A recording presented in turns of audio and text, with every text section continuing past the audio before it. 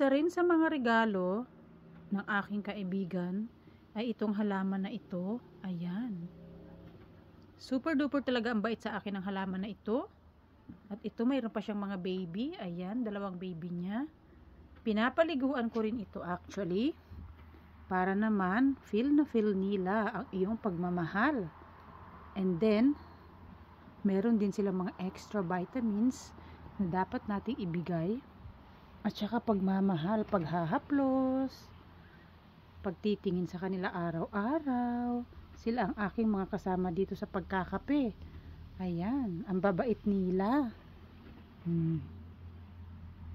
Kaya ang ganda ng tubo nila dahil pinaparamdam natin sa kanila ang ating malinis at tunay na pagmamahal.